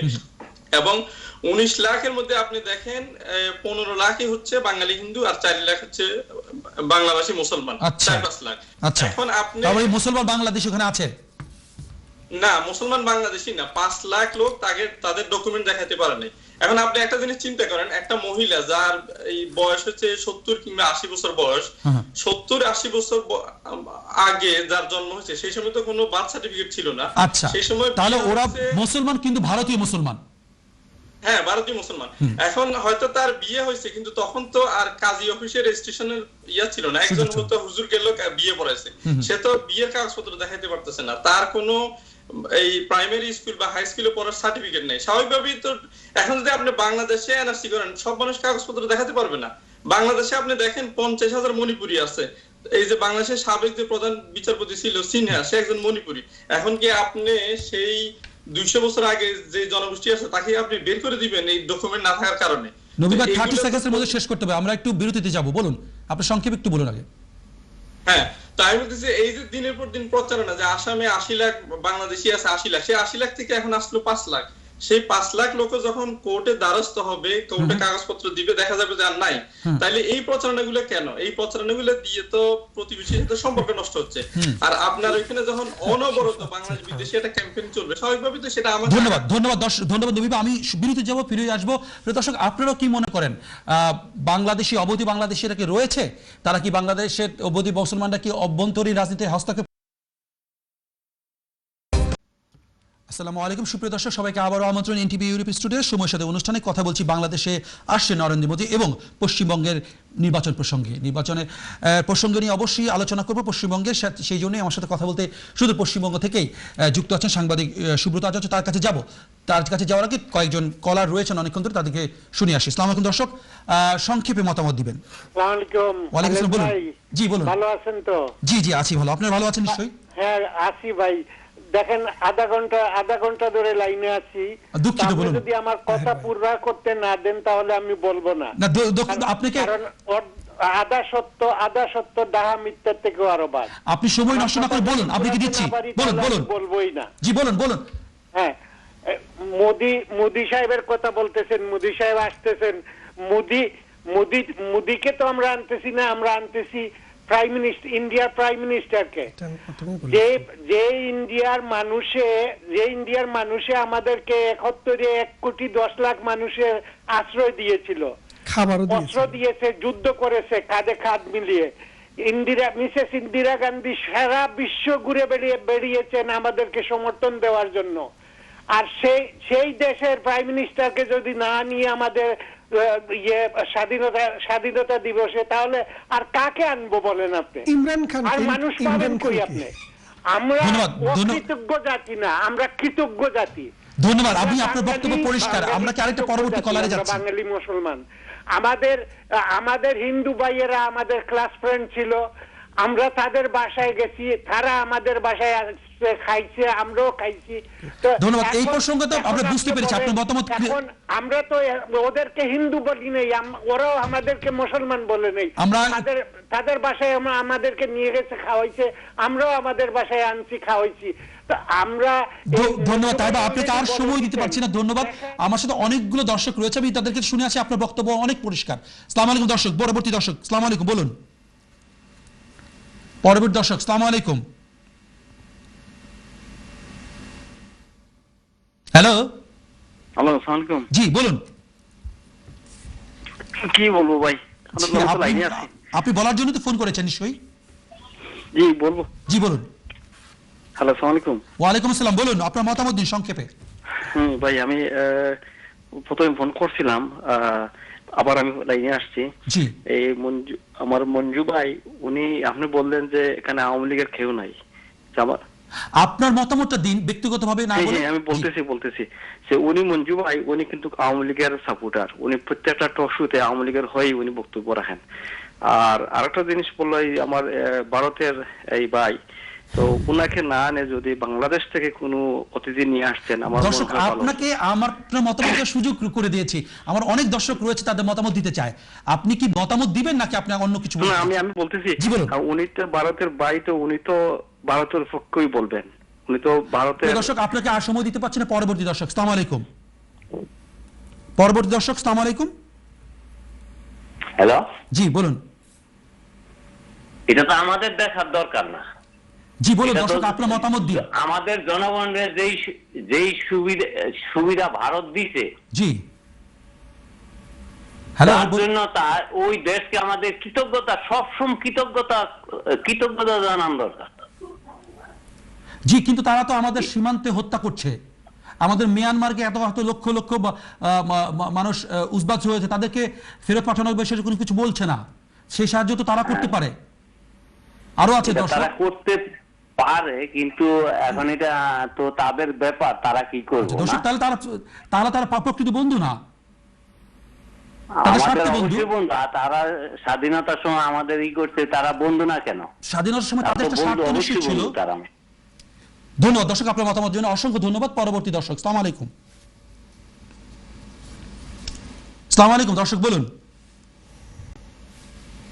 হ্যালো, জি আসসালামু আলাইকুম। জি সংক্ষেপে বলুন। আরেকজন তো কথা বলছে, আমি কিভাবে বলবো? আপনি এখন লাইনে আছেন, আমার সাথে বলুন। হ্যালো, জি জি জি জি আপনি স্টুডিওতে কথা বলছেন, বলুন। আসসালামু আলাইকুম। ওয়ালাইকুম আসসালাম। আমি মোহাম্মদ আব্দুল আহাদ পোর্টসমাউথ থেকে বলছি। জি আহাদ ভাই বলুন। আমার কথা হলো, ইন্ডিয়া তো ভারতের বাংলাদেশের মানুষের বন্ধু নয়, আওয়ামী লীগের বন্ধু। আওয়ামী লীগের বন্ধু। আমাকে কথাগুলো বলতে দিবেন, লাইনটা কাটবেন না প্লিজ। বলুন, আপনাকে 30 সেকেন্ড দিলাম। জি 30 সেকেন্ড। শুনেন, আমাদের যে ভৌগোলিক অবস্থান, সেটা দিয়ে আমরা অনেক ইনকাম করতে পারতাম কারেন্সি। পানামা একটি দেশ আছে, পানামা দেশ পানামা খালের ইনকাম দিয়ে চলে। মিশর আছে না, সুয়েজ খালের যে ইনকাম, সেই ইনকাম তাদের একটা বিরাট জিডিপি আসে সেখান থেকে। আমাদের ভৌগোলিক অবস্থানের জন্য ইন্ডিয়া আমাদের দেশ ব্যবহার করে তাদের পূর্বাঞ্চলীয় রাজ্যগুলাতে মাল পাঠাবে, গুডস পাঠাবে। আমরা কি তাদের কাছ থেকে ট্যাক্স নেব না? কিন্তু এই আওয়ামী লীগ গভর্নমেন্ট চায় না তাদের কাছ থেকে ট্যাক্স নিতে, কারণ তাদের ক্ষমতায়, এরা ক্ষমতায় বুট বিনা বুটে ক্ষমতায় টিকে আছে। ধন্যবাদ প্রিয় দর্শক। আর একটি পয়েন্ট প্লিজ প্লিজ সংক্ষেপে। এই যে মায়ানমার থেকে লোকজন আমাদের দেশে আসলো, জি ইন্ডিয়া তো আমাদের এত বড় ফ্রেন্ড, এত বড় বন্ধু, জাতিসংঘে যখন বুট হলো আমাদের পক্ষে কি বুট দিয়েছে? জি দর্শক, এটা আমরা বলেছি অলরেডি। আপনার মতামত একদম পরিষ্কার। আমাদের হাতে একদমই সময় নেই আলোচনায় যাব। দর্শক, প্রিয় দর্শক, অসংখ্য ধন্যবাদ। জনগণ বাংলাদেশের ডেমোক্রেসিকে ধ্বংস করেছে এই ইন্ডিয়া। ধন্যবাদ দর্শক, এটা আপনার মতামত আমরা বুঝতে পেরেছি। আমরা এই বিষয়ে আলোচনা করব, আলোচনা ফিরবো, আলোচনা যুক্ত করে নেব। প্রথমেই নুরুন্নবী ভাই, নুরুন্নবী ভাই আপনাকে আসলে শেষ পর্বে শেষ করতে দেইনি, আপনি যদি সংক্ষেপে শেষ করেন আমরা একটু পশ্চিমবঙ্গের আলোচনায় ফিরবো। নুরুন্নবী ভাই আনমিউট করে কথা বলুন। নুরুন্নবী ভাই আনমিউট করে বলুন। জি বলুন, বলুন শুনছি। জি বলুন বলুন। আমি খুব সংক্ষেপে বলার চেষ্টা করতেছি। একটা হচ্ছে যে মঞ্জু ভাইয়ের সাথে আমি একটা বিষয় একমত, যে মোদির সময় আমাদের ছিটমহল সমস্যাটা সমাধান হয়েছে, যেটা অবশ্যই প্রশংসার দাবি রাখে। আর এই ছিটমহলের সাথে আমি আরেকটা পয়েন্ট আনতে চাই, সেটা হচ্ছে যে ছিটমহলে বাংলাদেশের ভিতর যে ভারতীয় ছিটমহল গুলো ছিল, সেখানে জনসংখ্যা আমার যতটুকু মনে পড়ে 37,000 অথবা 39,000 ছিল জনসংখ্যা। তো সেই জনসংখ্যাকে বলা হয়েছে যে তারা চাইলে ইন্ডিয়া যেতে পারবে এবং ইন্ডিয়ার মূল ভূখণ্ডে যেতে পারবে। তাদেরকে সম্ভবত 2 লাখ টাকা করে দেওয়া হবে ব্যবসা বাণিজ্য করার জন্য, তাদেরকে ঘর করে দেওয়া হবে, সব সুযোগ সুবিধা দেওয়া হয়েছে। এবং তাদের মধ্যে মাত্র 1000 লোক, 37,000-এর মধ্যে মাত্র 1000 লোক গিয়েছে, এবং যারা গিয়েছে তারাও পরে আসার জন্য চেষ্টা করতেছে, বলছে যে তারা ওইখানে হ্যাপি না বা তারা আবার ফিরতে চায়। তাহলে এইটা একটা ইন্ডিকেটর যে বাংলাদেশ আর ইন্ডিয়ার লাইফস্টাইল বা সবকিছু মিলিয়ে অনেকটাই কাছাকাছি। আর কাছাকাছি বলেই 37,000 বা 39,000 ইন্ডিয়ান নাগরিককে ইন্ডিয়া যাওয়ার সুযোগ দেওয়ার পরও কেউ যায় নাই, বা 1000 গেছে এবং তাদের অনেকে ফেরত আসছে। তার মানে বাংলাদেশ থেকে যে বলা হয় যে সেখানে যাচ্ছে পশ্চিমবঙ্গে বা আসামে, এইটার আসলে যৌক্তিকতা নাই। আমি শিখমহদি এটা বোঝানোর চেষ্টা করি। ধন্যবাদ নুরুল ভাই।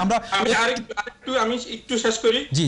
আরেকটা হলো নাগরিকত্ব সংশোধনীয় বিল যেটা আনা হয়েছে, সেখানে কিন্তু ক্যাটাগরিক্যালি 3টা দেশের নাম বলা হয়েছে, বাংলাদেশ, পাকিস্তান, আফগানিস্তান। এই 3 দেশের কোন হিন্দু, জৈন, বৌদ্ধ, খ্রিস্টান যদি আক্রান্ত হয়, সে ভারতের নাগরিকত্ব আইন অনুযায়ী সে আবেদন করতে পারবে। তার মানে কি আপনি দেখেন এখানে এই 3টা দেশকে ক্যাটাগরিক্যালি সংখ্যালঘু নির্যাতনকারী দেশ হিসেবে ভারত ব্র্যান্ডিং করছে।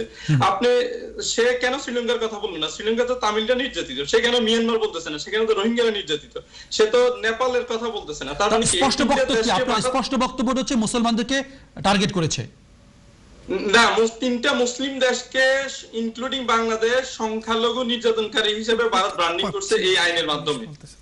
ধন্যবাদ আপনাকে। আমি সময় দিলে আরো পাবো। আমি একটু প্রসঙ্গ শেষ করে আমি সাংবাদিক সুব্রত আচার্যকে একটু আনতে চাই। উনি সুদূর কলকাতা থেকে আমার সাথে যুক্ত আছেন। কলকাতা নির্বাচন খুব আগামী 27 তারিখ নিশ্চয়ই, পশ্চিমবঙ্গের লোকসভা নির্বাচন। আপনি এই প্রসঙ্গে যদি আমাদের কিছু জানান, নির্বাচনকে আপনি কিভাবে দেখছেন, কি কি বিষয়গুলো? বিধানসভা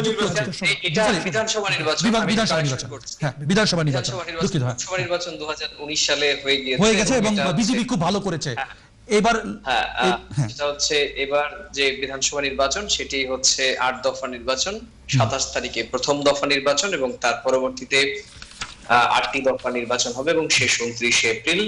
2রা মে ফলাফল ঘোষণা হবে। শুধু পশ্চিমবঙ্গ নয়, পশ্চিমবঙ্গ ছাড়াও আরো আসাম, কেরালা, তামিলনাড়ু, পন্ডিচেরিতেও একই রকম ভাবে এই বিধানসভার নির্বাচন অনুষ্ঠিত হবে এবং ভারতের নির্বাচন কমিশন এই গোটা কর্মযজ্ঞের অভিভাবক হিসেবে দায়িত্ব পালন করছে। নির্বাচনে আসলে তৃণমূল কংগ্রেসের অবস্থানটা যদি আমরা জানতে চাই, বিজেপি কি যেটা বলার চেষ্টা করেছে লোকসভা নির্বাচনে যেমন করেছে সেরকম ভাবে কি সম্ভাবনা রয়েছে এবার মানে কি বলা যায় বিধানসভাকে দখল করার ক্ষেত্রে? 2019 সালে লোকসভার যে আসন, মানে আপনি জানেন যে পশ্চিমবঙ্গে লোকসভার আসন হচ্ছে 42টা, তার মধ্যে তৃণমূল কংগ্রেস পেয়েছে 22টা এবং 18টা পেয়েছে বিজেপি। এবং এই লোকসভার বিধানসভা টোটাল বিধানসভা হচ্ছে 294। আপনি যদি এক একটা লোকসভাতে 7টা, 8টা, 10টা, 15টা করে বিধানসভা থাকে, তো সেই নিরিখে যদি 2019-এর লোকসভার ভোটটাকে যদি বিধানসভায় কনভার্ট করা যেত, তাহলে বিজেপি এগিয়ে ছিল 200-র বেশি আসনে এই 18টা লোকসভা নির্বাচনে জয় হওয়ার ক্ষেত্রে। আর পশ্চিমবঙ্গের যে কোনো দল বিধানসভার সরকার করতে 145টা বিধানসভার আসনে তাদের জয় পেতে হয়। এইটা একটা আঁচ শুধুমাত্র। তার মানে হচ্ছে যে বিধানসভার ভোট এবং লোকসভার ভোটের যে প্রেক্ষাপট, মানে ভোট দেয়া মানুষের যে ভোট দেওয়ার জন্য যে আইসেট, সেটি কিন্তু একরকম নয়। লোকসভার ভোটটা হয় হচ্ছে সেন্ট্রালি ভারতের সার্বিক যে রাজনীতি তার ছায়ার উপর ভিত্তি করে, আর বিধানসভার নির্বাচনটি হয় একেবারেই রাজ্যের যে রাজনীতি, রাজ্যের যে অর্থনৈতিক, সামাজিক সমস্ত কিছু উপরে, এই রাজ্যের ইস্যুর উপর ভিত্তি করে দাঁড়িয়ে। সেক্ষেত্রে মমতা ব্যানার্জি তো বহু বছর ধরেই আছেন, 10 বছর। তো এই প্রেক্ষাপটে 2011 সাল এবং 2016 সালে উনি দুই দফায় তার যে সরকার, তৃণমূল কংগ্রেসের সরকার, আপনি জানেন যে 2011 সালে কংগ্রেসের সঙ্গে জোট করে মমতা বন্দ্যোপাধ্যায় তার প্রথম তৃণমূল কংগ্রেস এবং কংগ্রেসের যৌথ সরকার, জোট সরকার হয় এবং সেই সরকারের মধ্যে 6 মাসের মধ্যেই কংগ্রেসের সঙ্গে তৃণমূলের বন্ধুত্বের অবসান ঘটে এবং তারপর কংগ্রেস বিরোধী দলের আসন পায় এবং পরবর্তী 2016 সালে মমতা বন্দ্যোপাধ্যায় এককভাবে নির্বাচন করেন এবং সেখানেও বিপুল সংখ্যাগরিষ্ঠতা নিয়ে তার দল আবার দ্বিতীয়বারের মতো সরকার গঠন করে। এবার আপনি যেটা বলছেন, জি বলুন। এবার যেটা বলছেন যে এবার যে বিজেপি তাদের প্রভাব কিরকম বা উত্থানটা দেখতে পাচ্ছি আমরা। অবস্থা, হ্যাঁ, এখানটায় পরিষ্কার যে তাদের যে পার্সেন্টেজ অফ ভোট সেটাও বেড়েছে সে কারণে। এবং লোকসভার, আপনি জানেন লোকসভার যেহেতু অনেকগুলো আসন তারা পেয়েছে, স্বাভাবিকভাবেই তাদের মধ্যে একটি কনফিডেন্স তৈরি হয়েছে। যে সুব্রত দা, আপনার কাছে আমি একটু ফিরে আসবো। আমি আসলে একটু আমার প্যানেলে অতিথি মঞ্জু ভাইকে নিয়ে আসতে। মঞ্জু ভাই, আসলে বাংলাদেশের একজন নাগরিক তথা ব্রিটেনে বাস করেন, আইনজীবী হিসেবেও আপনি দেখছেন, অনেকেই আগ্রহ প্রকাশ করেছে যে কলকাতার রাজনীতিকে ঘিরে এখানে কিছু নতুন নতুন উপাদান যুক্ত হয়েছে। বিশেষ করে আপনি নিশ্চয়ই বলতে চাইবেন আব্বাস উদ্দিনের কথা। আমি কেন এই বিষয় করে জানতে চাইবো, কিভাবে আপনার কাছে আগ্রহ বাড়িয়ে দিল এই ফুরফুরা পীর সাহেবের কথা যে বলার চেষ্টা করলেন তার সন্তানরা রাজনীতি আসার ক্ষেত্রে? আসলে ভারতে 2 মিনিটের মতো বলবেন। হ্যাঁ, ভারতে কিন্তু বিশেষ করে পশ্চিমবঙ্গে 27 থেকে 30% মতো মুসলিম ভোটার আছে। এই মুসলিম ভোটাররা ট্রেডিশনালি কংগ্রেসকে ভোট দিত, সিপিএম কে ভোট দিয়েছে, এখন মমতার ভোটার ওরা। কিন্তু এখন আব্বাস সিদ্দিকী যখন একটি পয়েন্ট করলো, সেকুলার পয়েন্ট, এবং বেশ কয়েকটি আসন সমঝোতা করেছে কংগ্রেস এবং বামপন্থের সাথে, সেই ক্ষেত্রে যদি এই আসন ভাগাভাগির কারণে মুসলমান ভোটাররা যদি প্রায় 44টা আসনে মুসলমানদের অবস্থান ভালো, এবং 22টা আসনে নাকি আমি যতটা জানি যে মুসলমানরা সংখ্যাগরিষ্ঠ, তো সেই সব আসনগুলোতে যদি মমতা, কিন্তু সেখানে গতবারে সবগুলোতেই মমতা পাশ করেছে, মমতার তৃণমূল। এবার যদি আব্বাস সিদ্দিকীর নতুন দল গঠন করার কারণে তৃণমূল এবং বামপন্থের সাথে তাদের একটা কোয়ালিশন হওয়ার কারণে যদি ওই আসনগুলো যদি মমতা হারায়, তাহলে কিন্তু বিজেপি ক্ষমতা চলে আসছে, বিজেপির জন্য ভালো, অনেক ভালো। তবে 294টা আসনের ক্ষেত্রে 44টা আসনের খুব বেশি প্রভাব রাখবে বলে আমি খুব মনে করি না। কারণ গত 10 বছরে মমতা, এটা হচ্ছে হিভোট হিসেবে আপনার কাছে আসলে জানতে চাই গুণগত কি পরিবর্তন দেখছেন আপনি? না, গুণগত পরিবর্তন বলতে কোনটার গুণগত পরিবর্তন? আমাদের রাজনীতিতে কোন উপাদানটা, যেমন বলার চেষ্টা করলে একটা সেকুলার রাষ্ট্র, মানে একটা সেকুলার পার্টি তৈরি হয়েছে কিন্তু তারা নিজেরা সেকুলার না।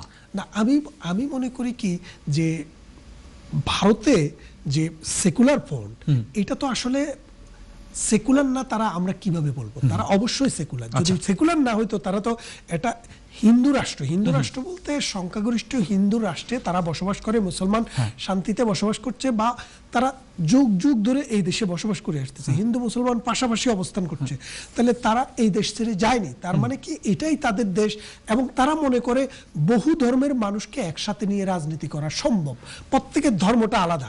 আমি মনে করি এবারের সেকুলার পন্থের রাজনীতির যে প্রভাব, এটা বাংলাদেশেও আসবে। কারণ বাংলাদেশের বহু পুরানো একটা হিসাব নিকাশ যে ওই সেকুলারিজম হলেই অধার্মিক হয়ে যাবে, সেই জায়গা থেকে বেরিয়ে আসার একটা সুযোগ তৈরি হবে, একটা পরিবর্তন আমরা দেখতে পাচ্ছি, যেটা মানুষের মানুষদেরকে চিন্তা করতে। তবে আমি যেটুকু দেখি ভারতের নির্বাচনের, আমি ফলো আপ যা দেখি, এখন পর্যন্ত বিজেপি মানে সিপিএম কে ওভারটেক করার মতো কোনো ক্ষমতা আসার মতো কোনো অবস্থা আমি দেখি না। এটা আমার ব্যক্তিগত। আপনাকে যুক্ত করিনি, আপনি কলকাতা সহ বা পশ্চিমবঙ্গ সহ আসামের রাজনীতিকে বিশ্লেষণ করে থাকেন, জানার চেষ্টা করে আপনি এবারে নির্বাচনকে কিভাবে দেখেন, বিশেষ করে যখন একটি ইন্ডিয়ান সেকুলার ফ্রন্ট নির্বাচনে এগিয়ে আসে? আগে কখনো আমরা এটা লক্ষ্য করিনি। আমার পার্সোনাল অবজারভেশন, আমার কাছে মনে হচ্ছে আর কি, যদি বাম ফ্রন্ট এবং তৃণমূল মিলে মহাজোট হইতো, তাহলে সেখানে বিজেপিকে ঠেকানোটা খুবই সহজ হতো, কিন্তু এখন সেটা তো আর হয় নাই। বাম ফ্রন্ট এবং আব্বাস সিদ্দিকী সেকুলার ফ্রন্ট আলাদা হয়েছে। তবে আব্বাস সিদ্দিকী সম্পর্কে আমি যতটুকু জানি, তার প্রভাব মূলত 24 পরগনা বা 2-3টা জেলায়, দক্ষিণবঙ্গের 2-3টা জেলায় তার প্রভাব কিন্তু সারা পশ্চিমবঙ্গে নাই। ফলে আব্বাস সিদ্দিকী খুব বেশি কিছু করতে পারবে বলে মনে হয় না। তবে এক ধরনের প্রেসার গ্রুপ হিসেবে কাজ করবে হয়তো মুসলিম ইস্যুতে। এই ধরনের উদ্যোগটাকে আপনি আসলে কিভাবে দেখছেন? আমার কাছে, আমি পার্সোনালি মনে করি আসলে এই মুহূর্তে মমতার হাত শক্তিশালী করার জন্য এই উদ্যোগটা আমি পজিটিভলি দেখি না। কারণ বিজেপি যেখানে আমরা দেখি আসামে বিজেপি ক্ষমতায়, ত্রিপুরাতে বিজেপি ক্ষমতায়, সেখানে পশ্চিমবঙ্গেও তারা ক্ষমতার দ্বার প্রান্তে। এই মুহূর্তে আসলে এই বামফ্রন্ট বা তৃণমূলের এই বিভাজনটা আমি পজিটিভলি দেখি না। এটা এই ধরনের, এটা বিজেপিকে সুযোগ করে দিবে ক্ষমতায় আসার, আমি সেটা বলতেছি। এটা বিজেপিকে সুযোগ করে দিবে, কিন্তু এই যে এক ধরনের কথা মঞ্জু ভাই বলার চেষ্টা করলেন, এটা একটা পরিবর্তন। এই পরিবর্তন হয়তো বাংলাদেশের প্রেক্ষাপটেও একটা গুণগত পরিবর্তন আনতে পারে কিনা? সেটা একটা ভালো দিক যে একজন আলেম হয়েও সেকুলার ফ্রন্ট করতে পারে, এইটা ভালো দিক এবং এটা বাংলাদেশেও হওয়া উচিত। কিন্তু আমি বলতেছি বিজেপি কে ঠেকানোর ক্ষেত্রে এই উদ্যোগটা সুবিধা। আর একটা বিষয় যদি মনস্তাত্ত্বিক ভাবে আপনি যদি বলেন যে আমরা বাংলাদেশিরা এবং কলকাতার বাংলাদেশিরা ওনারা ধর্মকে কেন্দ্র করে আপনার বা ধর্মের বাইরে এক ধরনের ইন্টিগ্রেশন করা যায় কিনা? আমি প্রশ্নটা বুঝিনি। আমি বলতে চাচ্ছি কি ধর্মকে কেন্দ্র ছাড়া আর কি কোনো উপাদান আছে? মনে করেন বাংলাদেশ এবং পশ্চিমবঙ্গকে, আপনি যেহেতু কাজ করে থাকেন পশ্চিমবঙ্গ, কলকাতা, এগুলোকে একটা ইন্টিগ্রেশন করা যায় কিনা, মানে এক সাংস্কৃতিক বন্ধনে যুক্ত করা যায় কিনা? আমি মনে করি পশ্চিমবঙ্গ, আসাম এবং এই বাংলাদেশের মধ্যে আমাদের পারস্পরিক লেনদেন, আদান প্রদান আরো বেশি হওয়া উচিত এবং নিজেদের মধ্যে যেসব ভুল বুঝাবুঝি আছে সেগুলো দূর হওয়া উচিত এবং সোশ্যাল মিডিয়ার কারণে এটা হচ্ছে এবং এটা আরো হওয়া দরকার। আমি ছোট একটা এক্সাম্পল দেই। পশ্চিমবঙ্গ থেকে একজন ঢাকায় ঘুরতে আসলেন এবং তার ধারণা ছিল যে বাংলাদেশ মানে একটা মৌলবাদী রাষ্ট্র, এখানে মানে কোনো মহিলা টহিলা কিছু দেখা যাবে না, সব বোরকা পরা, এই টাইপের একটা ধারণা নিয়ে তিনি ঢাকা আসলেন। আসার পর তিনি সকালবেলা দেখলেন যে হাজার হাজার মহিলা গার্মেন্টসে যাচ্ছে।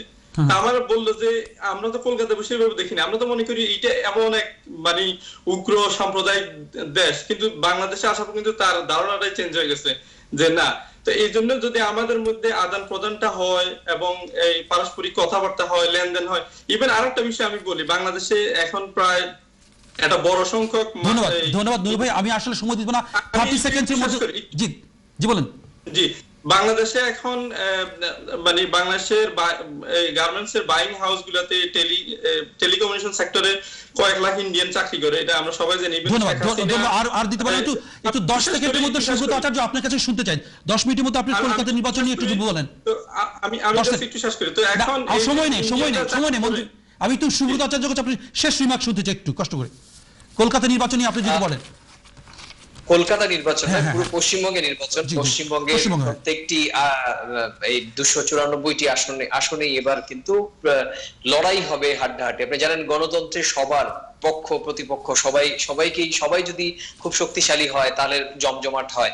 এই পশ্চিমবঙ্গে এবার দেখা যাচ্ছে যে এবার বিজেপি যেরকম ভাবে তাদের ক্ষমতা দখলের দিকে যাচ্ছে, ঠিক একই রকম ভাবে তৃণমূল কংগ্রেসও তাদের ক্ষমতা ধরে রাখার জন্য মরিয়া চেষ্টা করছে। অন্যদিকে যেটা মঞ্জু ভাই বলছিলেন যে secular front, Indian secular front, Abbas সিদ্দিকীর বাম ফ্রন্ট এবং কংগ্রেসের সঙ্গে জোট করে তারাও একটি মানে তৃণমূল কংগ্রেস, বিজেপি এবং এই সেকুলার ফ্রন্ট, এই তারা তিনটে রাজনৈতিক অবস্থান থেকে হাড্ডাহাড্ডি লড়াই। ধন্যবাদ সুব্রত আচার্য। সুপ্রিয় দর্শক, একদম শেষ পর্যায়ে আগামী